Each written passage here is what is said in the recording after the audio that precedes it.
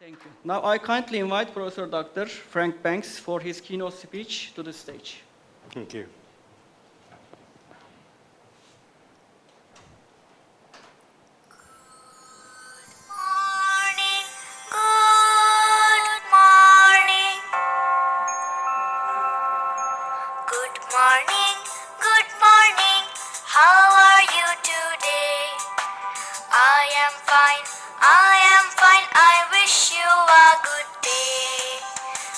All together. Good morning, how are you today? I am fine, I wish you a good day. It's my tutor in my hand. Talk about that in a while. Thank you very much for the invitation. Very pleased to be here. And good to see so many people here. I'm going to make sure I leave some time for questions at the end, but first I want to ask you some questions, okay? So first of all, how many of you possess a mobile phone? How many of you possess a mobile phone? I think that is almost everybody. How many of you can... you didn't have to demonstrate, but thank you.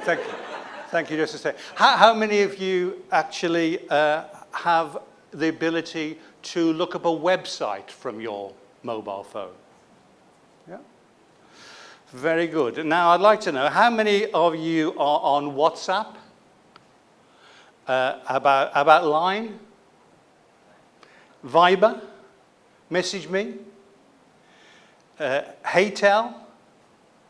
Getting a bit more, Text Now? Textone, Keek, Snapchat, Messenger, Textra, Facebook Messenger, Telegram, WeChat, Hangouts, Skype on their phone, FaceTime. Interestingly, about the different areas, different people that do. Okay, come back to that in a minute. I'm going to come back to some of these things. Now, I want you to write down on a piece of paper, something in front of you, think of a teacher, the name of a teacher that you thought was particularly good. School teacher. A school teacher you all thought, yes, I remember that teacher. That teacher was particularly a good teacher. Write that name down on a piece of paper in front of you. Okay? Now, you've only got 1 minute to do this. I've got to leave for time for questions. Right. Now, I want you to think why that person, why have you put that name down? Why have you thought about that teacher? Why is that a particularly good teacher, do you think? Why was she or he a good teacher? All right? Now, I want you to share that with someone close by, okay? So you have to do a little bit of move. You've only got 1 minute. I want you to share that with the person sitting next to you. Hopefully somebody you don't know. All right? You have 1 minute only.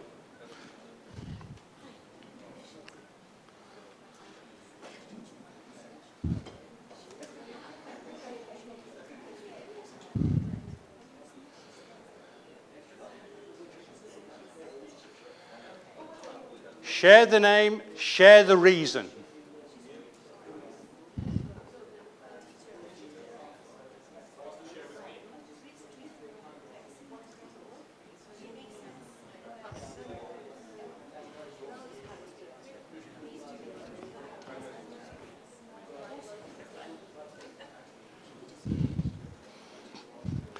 Fifteen seconds left.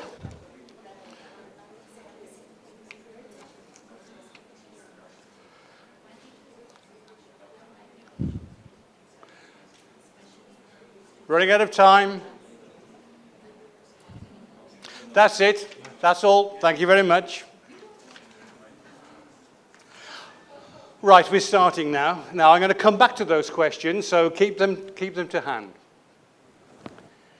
Open learning, new technologies, teaching teachers, lessons learned. I hope to share with you this morning some of my experiences some principles, some examples, some theoretical aspects of teacher education, particularly using open and distance learning. I'm from the Open University.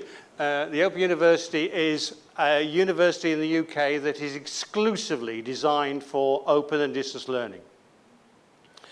It has round about 250,000 students in the UK. It's the biggest educational institution in the United Kingdom. It's always, when they do the student survey on student satisfaction, it is always in the top 3 for student satisfaction. I want to start off by thinking about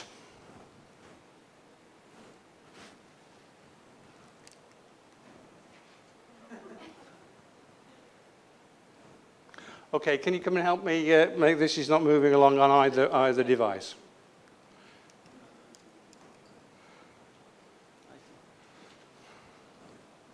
Right.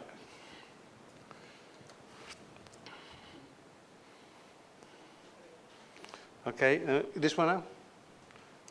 Fine, thank you very much. Okay, now there's the traditional model of a teacher in the school leaves the school to a training centre. Traditional model, it's expensive. It's expensive in a number of ways. It's expensive because when they go, particularly if it's initial teacher education, they're trained to become teachers, they go to the training centre, maybe the School of Education at a College of Education or a university. They might leave the village to go there, they might never go back. It's expensive because they have to be accommodated, even if it's in service, they have to be accommodated there. It's expensive because if they are experienced teachers, the opportunity costs. They can't have their private pupils, there are other things that they do, and therefore it's expensive and reluctant to go. It's an expensive way of training. Also, because it's expensive, few teachers receive that training. There's an alternative. The alternative is the teacher mainly stays in the school, not exclusively, but mainly stays in the school, studying using multimedia materials. They have a school mentor, that's a school teacher that helps with the teaching, and a tutor, maybe from the college or maybe from a university, who visits, and they both, the university tutor and the mentor, give support in the school. The student or the experienced teacher mainly stays in the school. So why open distance learning? Why open distance learning generally? Well, access and flexibility is very important. It's open because of the place, time, or where you choose to study. It can also free up, in terms of flexibility, how long you study for. Maybe stretch the period of study, or even shrink it and do it quicker. There is the mixed media materials, so it just suits different learning styles, different ways people like to learn. And because it's in the school, it can match assessment to purpose. High volume, typically many thousands of students, many thousands of teachers. It can cover a whole country. The Open University uniquely covers all of the nation states of the United Kingdom. For example, England and Scotland and Wales and Northern Ireland, all those areas are covered geographically. It's cost effective. I want to take just a pause on cost effective. It's cost effective if you have many students. If you have only a few students, that is expensive. However, if you link these two together, high volume and cost effectiveness, it is a very good way of training if you make sure you link high volume to that cost. And that was the first lesson. That's the first lesson learned. We did put on a teacher training program. It was done, I have to say, without my consultation, but anyways, put on at Uttar Pradesh in northern India. And there were not enough students to make it viable. And it was really not an appropriate mechanism. So numbers are important. So I've got 5 interrelated arguments, I'm saying. First of all, teacher education is essential. It's essential to primary education, improvement at all levels. Okay? What assumptions need challenging? Well, I think a lot of universities think the only way you can train teachers is by ensuring that they come to them and they have a particularly fixed length of maybe 3 or 4 years. That's the only way it can be done. I challenge that. School-based programs is the only feasible way of responding to the overwhelming need. And I'll just give you some numbers. China has 238 million people under the age of 14. India has more. India has 348 million students. That is to say, children under the age of 14. Turkey, 20 million under the age of 14. The population growth, so far this year, the world's population has increased by 27 million. By the end of the year, it will be 83 million more. That's more than the population of Turkey. Will increase in 1 year. So it does make also an interesting fact in terms of other uses of this type of teaching teachers. There are currently, according to UNESCO, 19.5 million refugees. 19.5 million refugees, 51% of them under the age of 18. Now, if we think that all children deserve an education, then we have to think about alternative ways of supporting teachers, training people in various contexts in order they be able to teach. ICT, the tutor in your hand, needs vigorously exploiting. And this divide between in-service and pre-service needs looking at. So we've got now the 20th century way of looking at things. 20th century, I won't read them all out. You can see primary elite, secondary, many primary. A lot needs to be said about the Millennium Goals. I think the world's done a very good job of ensuring that there are many more primary schools.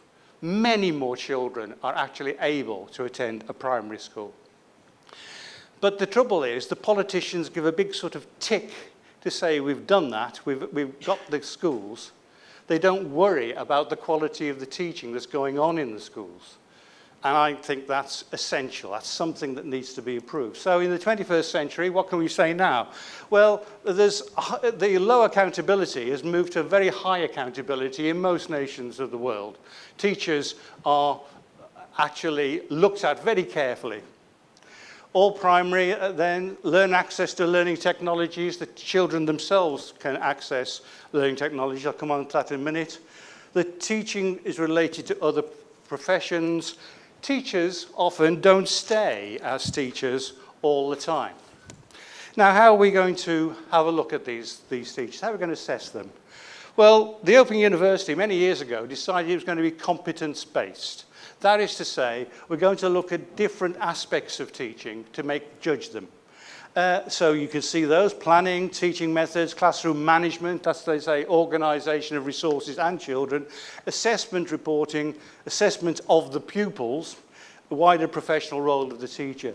And there were some values. It wasn't just tick box. In fact, it isn't tick boxes. It's actually looking at those aspects. But the commitment to professional values, effective communication, appropriate relationships, effective management of themselves as organisers. I'm going to ask somebody about their teacher that you've just written down about. Yeah, I'd like to ask you, please. What can you say about your teacher? Why was they a good teacher? I had a teacher from college. She was an English teacher.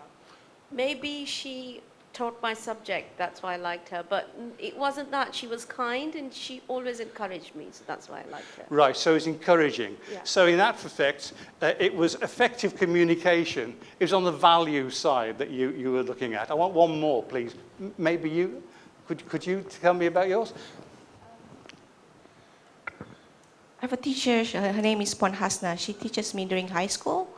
One thing I like, well, she's really strict actually, but she made us really work for the class. She made Yep, you work and I hard. still remember what she taught Doesn't mean until now. you wanted to please her, did you?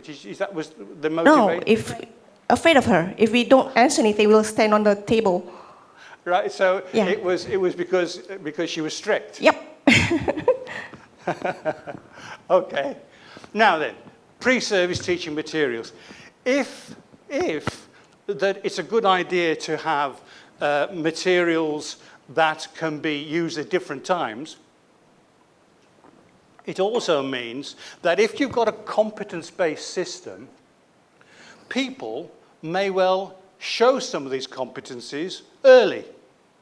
Some people might show these competencies before they even start the teacher training course. So you can have these different materials that can be selected at different times, and student social media.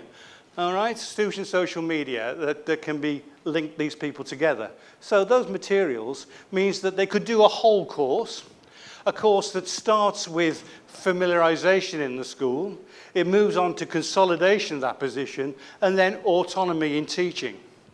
Fine.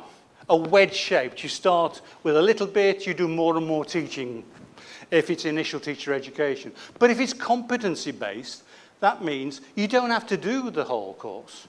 If someone shows these competencies here, maybe they can start at this point. And therefore, the teaching program can be much shorter. So in this example, the student teacher, she's claimed exemption from the first level. Okay, is it any good? That's the thing. You're thinking, yeah, okay, is this any good? Well, the teacher education programs that I've been involved with, I'm very proud to say, won the Queen's Anniversary Prizes in 1995 and 2009. It won last year an International Development Award. It was judged to be outstanding in England in March 2011, but I actually say this one is the one I'm most proud of. The standards achieved by the student teachers are outstanding. Outstanding is a grade for Northern Ireland. And I'm very proud of that because it shows that open and distance learning for teacher education works. It got outstanding, and no other institution in Northern Ireland got that grade. So some of the face-to-face institutions that have been going for many hundreds of years, well, 150 years, some of them, did not get outstanding, but the open distance learning one did. So I'm particularly proud of this. These are government inspectors. Rather uniquely, government inspectors can come into universities for teacher training only to look at the quality of the teacher training because the government gives qualified teacher status to the students. And because of that, they'd like to check on the university and teacher provision. So, is it any good? These seem to suggest it does. But sometimes things go wrong.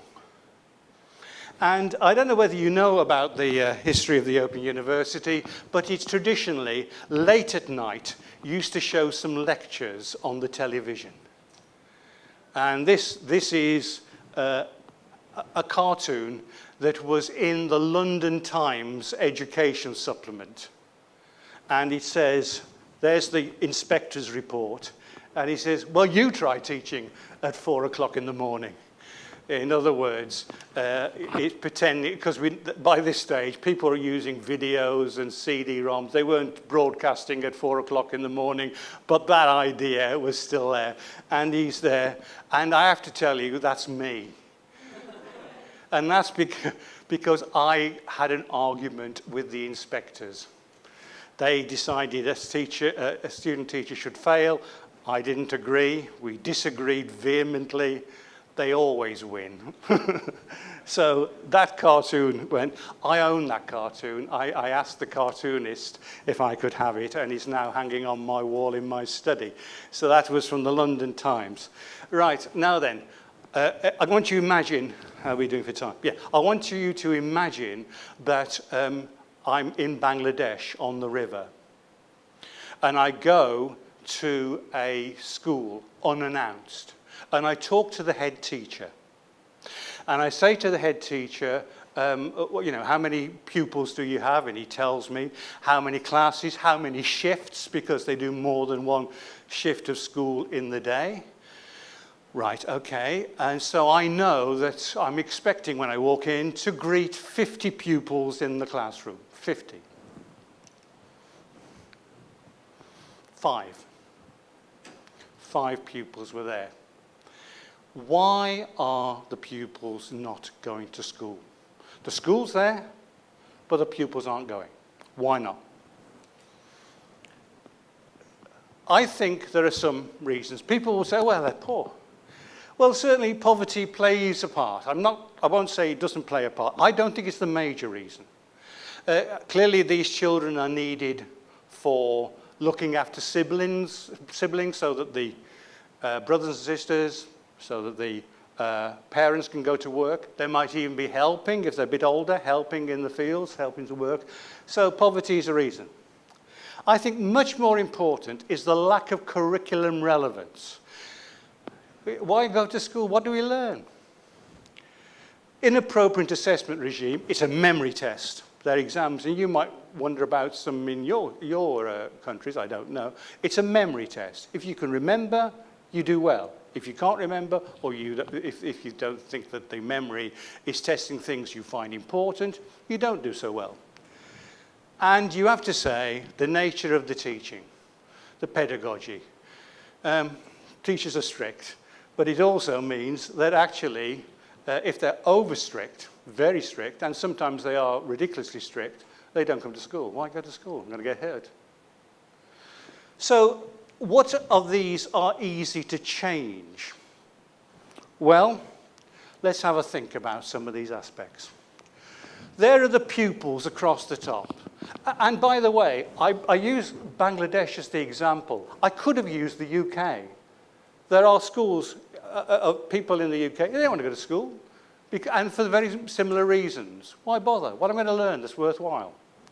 So the school curriculum, relevance, the relevance of the examinations, they're testing the things that people find important, and pupils' lives, in other words, the way in which they have to interact with school. But these are the teachers. What about the teacher knowledge? I have to say, one of the things that is easiest to change and the most effective is the quality of the teaching. If you want to improve education, 2 things. Get girls to go to school and improve the quality of the teaching. Those are the 2 most significant things that can improve. And so flexibility and meeting local needs is important, as we've said, and of course teachers' lives. I was saying about going from the school to another institution a long way off. The problem with that is all the costs, including opportunity costs. Let's have a look at teacher knowledge. So here we go with some of the aspects of theory I'd like to talk about. This is from an article in the Curriculum Journal and other places that we wrote concerning teacher knowledge. This is not a Venn diagram. This is simply an illustration of different aspects of knowledge that come together. Subject knowledge. Yes, teachers do need to know about their subject. Pedagogical knowledge. Well, of course, they need to know the most useful anecdotes to describe something. They need to know some techniques about pair work, getting people to talk to one another, to find about their ideas. They need also what I call school knowledge. And that is some ways in which schools operate, but also the way a particular subject is configured for the school. They might have learned, for example, if they're English specialists, they might have learned lots of examples of different knowledge, such as the canon of English literature that seems to be appropriate, but it's a different section of school knowledge in case of English, those things that happen to be used in school. In history, the way that history is taken from the college, it's reconfigured for the school. So school knowledge is important. Very often you talk to a teacher and say, what do you think about this particular student? They say, well, not very good. They don't seem to know very much. And when you probe it, what they don't know about is that particular school's take on the subject, school knowledge. But in the middle is the values that they have and their subject construct, by which I mean the way they find their subject important, what it is about their subject they wish to convey. So these aspects are teacher knowledge. And we've used them in some of our website designs. This is called teachandlearn.net. You can see the exploring subject knowledge, teaching and learning, the links there to subject knowledge and pedagogical knowledge. And also it says, visit the staff room, read the latest educational news. This month, What's New focuses on cross-curricular work involving science, modern science courses, emphasis relevance and authenticity. In other words, the school knowledge. The fact in science, the nature of science became very important. But people in universities very rarely talk about the nature of science, they just do it. So it was something specific there. That's the way it all came together. You'll be perhaps surprised. Do you like the site? Yeah. It was done in 2004. So it's over 10 years old now. So I thought that was a pretty good site at the time, but there were some problems with it. We learned 2 lessons in this. The first lesson is the need to match the ICT to the experiences of the school. In 2000, you look at this now and you think, that's okay, good website. In 2004, a lot of the schools didn't think learning from a website was a very good idea. Things have moved on. Another is that you need to invest. You need to invest in something like this. Everything needs to be there for the very first teacher to log on. You can't build it, you can build up some of it, but you can't have nothing to begin with. You have to have most of it there for the teacher to come in and use it. That's expensive. And if you don't get enough teachers to log on and join and quick enough, then you've got to be either Amazon or Sky TV or those big operators that take the hit, take the loss before they can. Now, the Open University, big organization, it wasn't prepared to take the economic loss. And so before it really found its feet, that's the lesson learned, poor match and not enough time and ability to take the hit that the Open University decided not to do. So it's 2 lessons, general lessons. Make sure your ICT matches your, and I asked you about the different things. Different hands were going up at different times for different sorts of apps you had on your phone. Similarly, this wasn't matched and the expense. So where have we been with some of these ideas? Well, in sub-Saharan Africa, in India, in Bangladesh, in Iraq, there's a little one just here.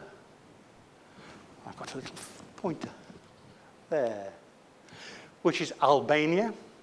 So you're going through your head at the moment thinking, oh, well, this is for poor countries. These are for the countries that can't do anything else. So here we have the United States and Brazil. The United States, California. California decided it wanted to reduce its class sizes down to no more than 30 pupils in the class. Therefore, overnight, it created its own teacher shortage. How are they going to train all these teachers they put in the classroom? They used open and distance learning techniques. Let me now give you some examples. One from India. This is the MINDS project, mentoring in Delhi schools, MINDS. And you can see some of the academics actually planning their particular program. I love this photograph. This is English in action. these two teachers are having a wonderful time. They remind me of youngsters on the train. I don't know whether you have them, and they share the phone. One of the phones, and the other one has the other, so they can both listen at the same time, like teenagers, and they're enjoying. This is English in Action, a program for teachers of English in Bangladesh. I'll say a bit more about that in a minute. This one is a workshop for preparatory level science workshop. I call it science, actually it was technology. And I have a book here about teaching technology, which I don't mean teaching about computers. I mean aspects of design and that.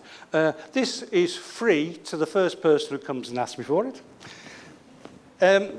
And also, this is Iraqi teachers. Iraqi teachers of English modelling classroom activities. This was a Training the Trainers event that UNESCO asked us to do. Train the trainers. These were teachers, Iraqi teachers, learning techniques of teaching English and also how to write open and distance learning materials at the same time. This was probably, I have to say, the most professionally demanding thing I ever did in my life. And because of the nature of the context they were in, these were people who you might remember were being targeted, teachers being targeted in Iraq. It was very dangerous for them. But also, I was having a session like this. I was talking to everybody. I had my earphones on. Some of them had earphones on, particularly the non-English specialists, because we had simultaneous translation. And I was speaking in English, and they were hearing in Arabic. And when they spoke in Arabic, I was hearing in English in my earphones, you can imagine. And I was asking some general things. Well, it's the end of, we're halfway through the second week of this. You've been learning various things. What have you learned? And some of them told me the things I expected, which is, well, we learned about pair work, about hot seating, about various ideas of using the idea of balloon, where people come together in twos and fours. Now we'll okay. And then this one person said, I've learned to trust my neighbor, trust my colleagues, trust the people in my group. Because until now, it was always best not to say anything to other people, just to keep quiet. And now I've learned I can get things that used to take me all day done in 3 hours by working together and trusting someone. I have to tell you, I was listening to this, of course, in translation in my ears, and it moved me. I was sitting in front of everybody like this, and you know, I thought, I mustn't break down on this, I must be firm, but you can imagine it was quite moving. This person had come to something which was just a teacher training session, and it had changed his life. As I say, it was the most professionally demanding and rewarding thing they ever did. And finally, we come to this person. This person is the best teacher I have ever seen. So if it was going to be, which teacher do you think? For me, and I've had the privilege of seeing many teachers in many different places.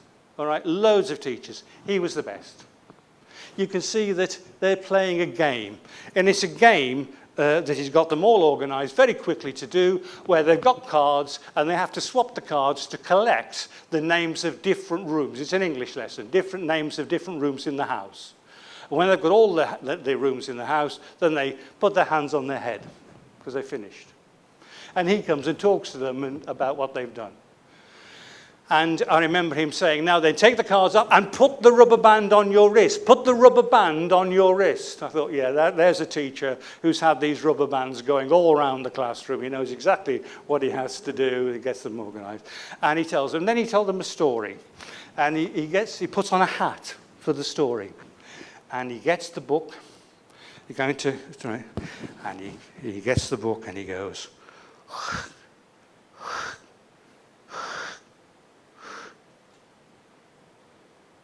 now, without looking up, I know that every eye is on me at the moment. Because he opens the book and he starts to tell them the story. I mean, it's nothing, is it? He just pretends that there's a key there. And then he opens the book. And every single eye even those who are looking down at their phones, every single eye is now looking at me because what's going on? He's brilliant, brilliant teacher. And there he was in Ho Chi Minh City in Vietnam. There's something I think I need to now underline. He was learning to teach, learning how to teach in the classroom. Now then, a lot of people think that, the thing about open distance learning, if we could build enough bricks and mortar universities, then we would. But because of the demand, we can't, and so second best, we'll have open and distance learning. I would challenge that. I would say, at least for something like teaching, maybe nurses, I don't know, but I suspect it's the same. But certainly for teaching, learning in context, in the classroom, situated learning in the classroom, is not only just as good as face-to-face, it's better. Making the site of learning the workplace like this is better. Right, let's move on. New technologies. Now, this particular new technology you might think looks rather old. This one here in the middle, look at that. Does anybody remember an Apple computer looking like that? That was, again, is matching equipment to context. This was given out to trainee teachers. We gave them the machine, loaned them the machine, which they then gave to their training school. And it was done and used as a social medium. They linked together the teachers 10 years before Facebook. 10 years before Facebook was out. This was done in 2012. An iPod was used. And now, this one, 2015, it's this. Now, this is not as good as your phones. Yeah? Everybody was saying, I can use the web, I can use all sorts of things. This is not as good as your phones. However, it's got an micro SD card in that contains about 2 or 3 hours worth of video, example lessons, and as you heard earlier, resources for the classroom. So, those countries, like Bangladesh, like parts of India, where it doesn't have access to the internet, these can be loaded into the SD card, and all the information to have the tutor in your hand can be here. Now, I've got this with me all day. If people want to see more of the videos and aspects of the teaching materials, I can show them. But, move this. Here is a teacher in Bangladesh using the iPod, using the particular loudspeaker there, and you can see that they are chargeable. They are chargeable in the sense that they all have, just like everybody's hand went up, they all have a mobile phone. A mobile phone, something like this one. They find a way of charging it. Even in the remotest parts of Bangladesh, they find a way of charging it. Remotest parts of Africa, they find a way of charging it. And they can charge the loudspeaker as well, which is also run on batteries because there's no electricity in the school. Now then, English in Action was the one that I was talking about before. I'm going to skip a video of this, but a video brings everything together. Those people who are English specialists might like to see this teaching of English using these different techniques, and I'll show it at the very end. But if you want to use your mobile phones or on a piece of paper to get the website address, there it is, www.eiabd.com. And you can see all of the materials there. By next year, by 2017, 51,000 English teachers will be able to see that program through. 51,000 teachers will be there. Through collaboration, these materials for Africa, TESS Africa, Teacher Education Sub-Saharan Africa, they There it is at the top, if you want that website address. These are open education resources. They're free. If you want to take those materials for teachers, take them, adapt them as you wish. Creative Commons license, copyright free. They can be used. And they are 20 institutions in 12 countries have used them. They were a collaboration between those institutions, those 20 institutions across 12 countries. And you can see here Botswana, Burkina Faso, Burundi, Cameroon, Cape Verde. And the languages, therefore, the materials are in French, English, Kiswahili, and so on. So that you can have a look yourself at those materials. This was a program for 165,000 teachers in the UK. Somebody in the room who actually did this program. And this was the 5th lesson we learnt about this. This was the first time the teachers who were put on the program didn't actually want to be on the program. They were told by the government and by their schools they had to do it. And so whereas we'd been rather used to people wanting to learn from the materials, we had to bring together some different ideas here. And this particular one, when they got the teachers together at the start, explained it to them, what they had to do carefully, it worked very well. Northern Ireland, it worked very well. Other places where they just gave the material. This particular bag looks a bit like the bag you've received today, doesn't it? It looks like a bag you get from a conference with all the materials inside. They liked the bag. How much they liked the materials? Well, some did. What about the future?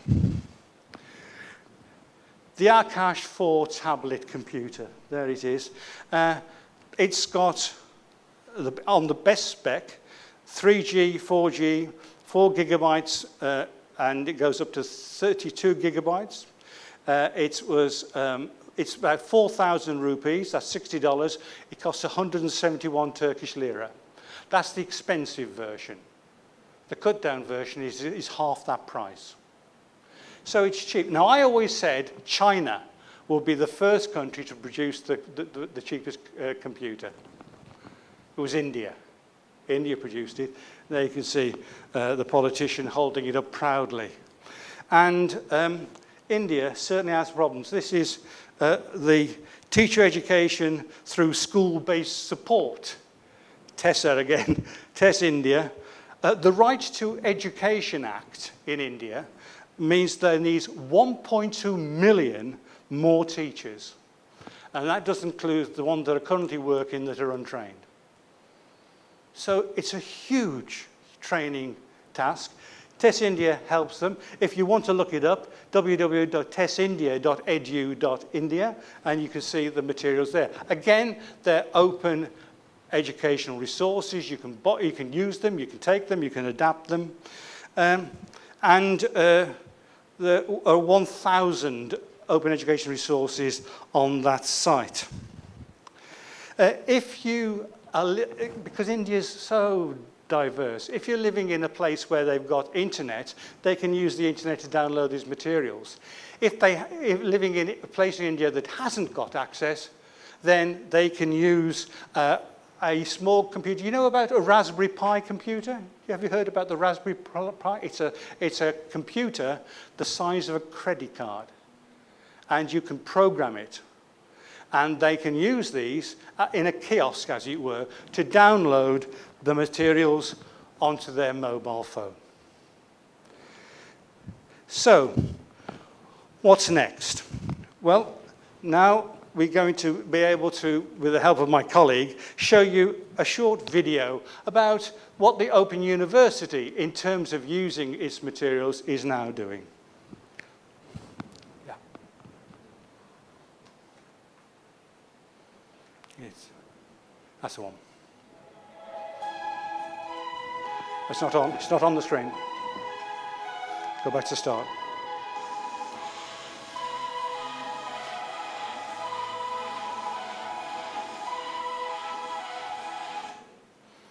Here we go.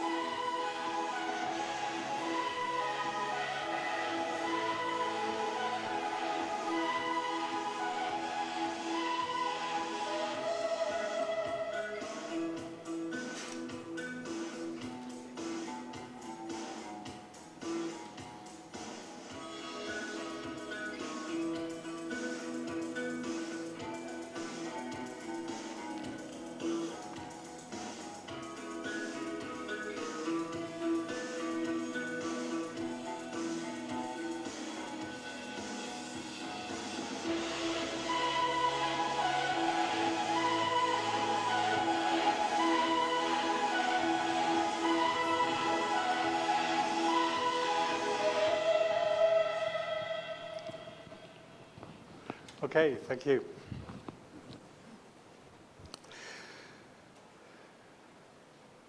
I'm coming to the end now. Thanks, okay.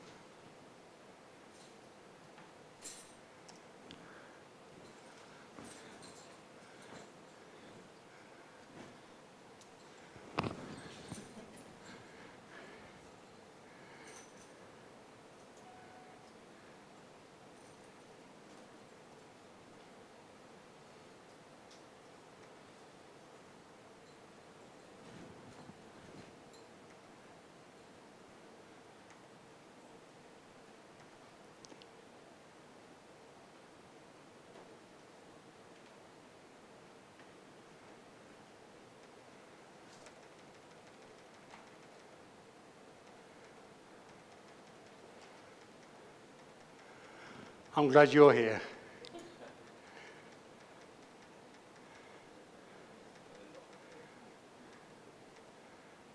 Keep going, keep going. Keep going.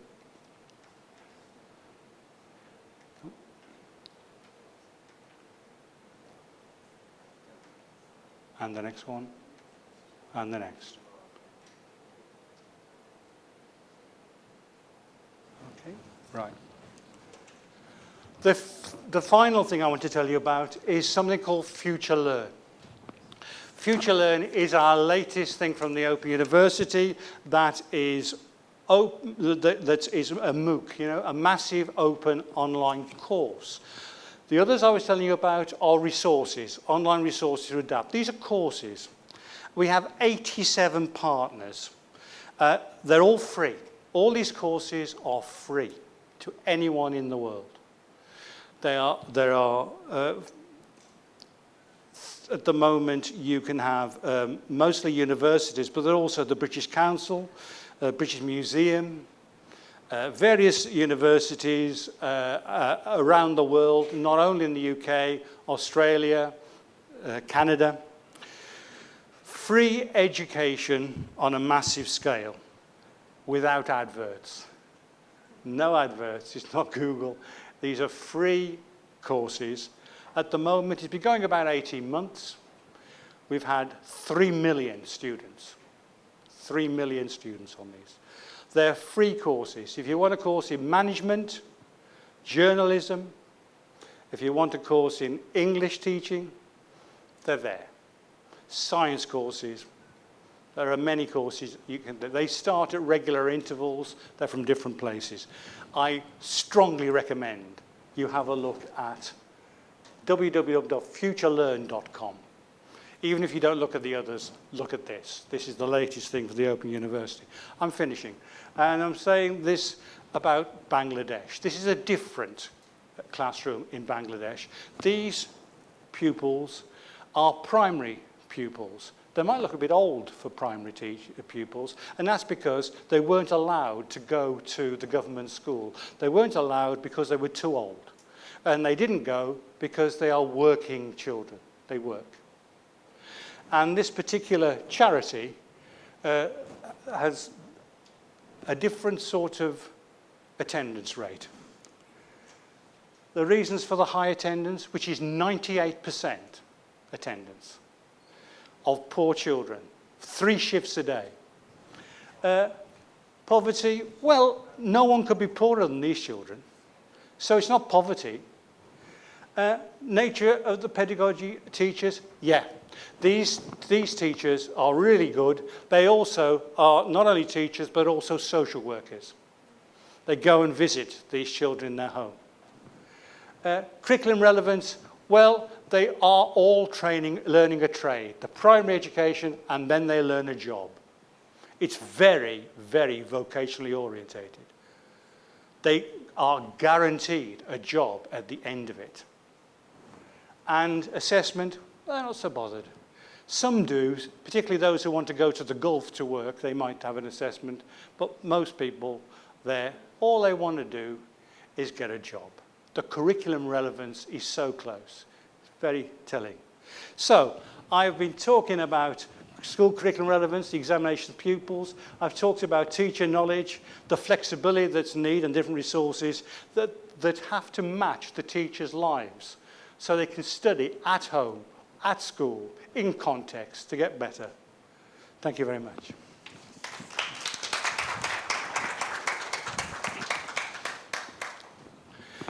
Right. Now then, shall I handle my own questions? Right. Who would like to ask me anything? Thank you very much. Anybody? Thank you. Oh, thank you very much. My name is Jack Wendell. Very, very interesting, and thank you for your talk. I'm afraid I came a little late. I missed the first 10 or 15 minutes or so. I apologize. And I note the list that you give. You've given us several times about some of the issues that are facing schools, including assessment and so on. And then you show a picture of, for example, Bangladesh. What I find missing from this list would be something that reflects an awareness of inequalities and cultural or social practices that do not allow young people in many countries to participate in the school experience. And I'm wondering if you could comment on that. Do you mean that not everybody can go to school, are able to go to school? Right, because of beliefs about gender differences, the place of women in society, caste, this kind of thing. Yeah, it does obviously depend. You saw the last photograph where, interestingly, boys and girls were sitting together. That's, of course, unusual in Bangladesh, and usually you have the girls on one side and the boys on the other side of the room, or you have different classes. The first picture I showed, I don't know whether you were there for that, but the first picture I showed had only a few pupils in the class. They're all girls. Well, my take on this is about how can we improve education and what can we actually affect. And so I believe that a lot of excuses are given not about whether they can attend, because actually in Bangladesh they're doing a lot to enable girls to go to school. And in some cases fighting against an increased problem in that respect, particularly in certain areas. But generally speaking, girls, they've solved the problem of girls going to school. But it tends to be the same problem as regards how useful they are at home. And so if that can be broken, and they've done quite well in that, then I think the girls' problem or girls' issue, it tends to be a little bit like the poverty issue, which is that it's not the main reason why people don't, I don't believe, stay. So I think a lot more is the experience in the classroom. And the what we can affect, you can't easily change, although we are helping to change the examination system for English in Bangladesh. That was several years down the line before that could happen. Mainly what you can affect is the quality of the teaching. And so I agree with you. It's a question in this, what do you tackle? What do you, as in this type of projects, what can you affect most easily? And the one thing you can affect most easily is that. But I did say earlier, I don't know whether you were there, was that two things that that are important is girls' education. Get the girls going to school, you can improve the health of the nation. No end. Sri Lanka saw that. As soon as they got more girls going to school, the health of the nation measurably improved because of learning about nutrition and immunization and all the other things that went to school. But I take the point. My take on it is what can you tackle? What's feasible to do in relatively short periods of time? Thank you. Any more? Yes, please. Wait for the mic, please. It's a general comment that I want to make, and it's a general observation that although we are just advancing in technology and everybody has access to so much education, why is it that the quality of students is not like it used to be when there was no technology?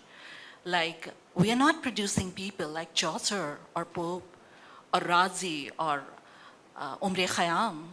Why is that? You think it's down to technology as the reason for that? I don't know why it's not.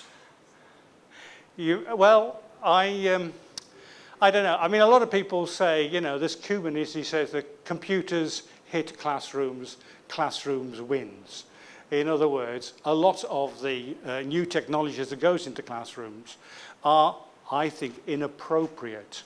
A lot of places in sub-Saharan Africa, for example, have set up computer rooms, right?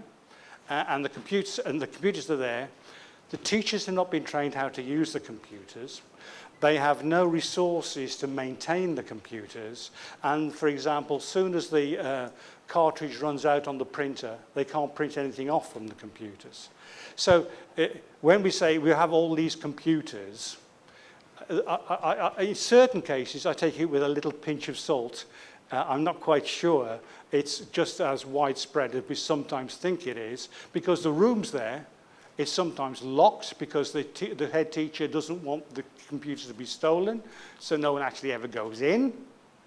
And sometimes, but I do think, and it's an interesting point in a rich country like the UK, I've been into a school which, instead of embracing the fact that nearly every child in the school, they're quite wealthy, every child has a mobile phone that can access the internet, they are banned in the school. They don't allow them to be used. Now, it may be that they say, well, you know, just like the argument of having a calculator in mathematics, it means that you don't do so well at mathematics. And of course, that's true of certain passages. If it's arithmetic, well, you know, it does make it a lot of difference. The argument could be that, this stops you learning. Well, I would say you learn a lot more things and different things and better things and quicker if you have access to the internet. I have to stop my wife saying, we says, are we going to have good weather in Istanbul? I'll have a look. Yes, exactly. That's what I meant. We learn a lot, but then we don't use too much of our brains. And not much of creativity there. Well, I read an article on Saturday in the Manchester Guardian newspaper saying that with people changing the shape and moving and that actually our hands are changing in dexterity because they're doing different things. So I accept that there is an interaction between the machine and the brain and even, the manipulation of it. Whether we are no longer producing the people that that you've said, I don't know. That I can point to people, Stephen Hawking, people who perhaps you put on the similar sort of pedestal of the people that you said locally. But okay, I take your point about that. Okay, maybe the last question now, because time's pressing. Okay, thank you. In your presentation, I expressed one most important aspect regarding the cost effectiveness in open education. I want to know from your experience how you measure the cost effectiveness in the open education. How do you ensure cost yes. effectiveness? Yes, thanks. Well, that's an excellent question. That's an excellent question because the setup costs for any course at the Open University, which is done by a team approach, shall I quickly explain that? It's not one academic per course, not by any means. There is a team of people working on it. And you will do the introduction, you'll do chapter 1, you'll do chapter 2 or 3, and we'll come together and we'll critique each other's work. So the quality but it takes a long time to get that quality of the materials, either whether it's going to go on a website or into a supplementary book. Also, here is a a supplementary book that was used at Open University. If anyone wants this for free, it's available. The first one to go and get it can have it. Those materials take a long time and cost a lot of money. There has been some market research done beforehand to see there is a market for that particular course. But sometimes it goes wrong. And so to answer you directly, it usually goes wrong when it's an academic whim. Somebody persuades the other academics, you know what we need? We need a course just in this ancient Greek, and that's what we need. And everybody gets around and says, yeah, that's a good idea. We produced a course, and nobody wants it. And therefore, it's extraordinarily expensive because it might take $2 million to create the course in the first place because of all the people involved for so long. And then nobody wants the course. Now, with a big institution, those stupid courses can be balanced by others that are runaway successes, because you can have a runaway success with this material. In other words, you might expect 1,000 students on the course. If you get 2,000, 3,000, 4,000, 5,000, it can be dealt with. They're not accessing a library. They're not wanting books off a shelf. They're not wanting accommodation. So you can easily double, triple, 5 times the number of students on a particular course because the marginal increase in costs are very, very low. The setup costs are huge. So the graph of a conventional course goes up as a straight line. The one for open learning goes steeply up and then flattens. And there's a crossover point where it's much better. And that's why I was saying you need a lot of students. If you only have a few students, you're quite right. And sometimes that can't be predicted. Sometimes you fall flat on your face. You didn't think. A big institution, the winners can pay for the losers. But they don't like the losers in any institution.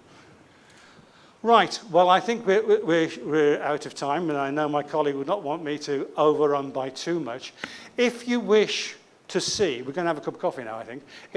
And then they're going to put various rooms together, because this becomes room 2 and room 1, something like that. Room 1 over there, I'm in room 1.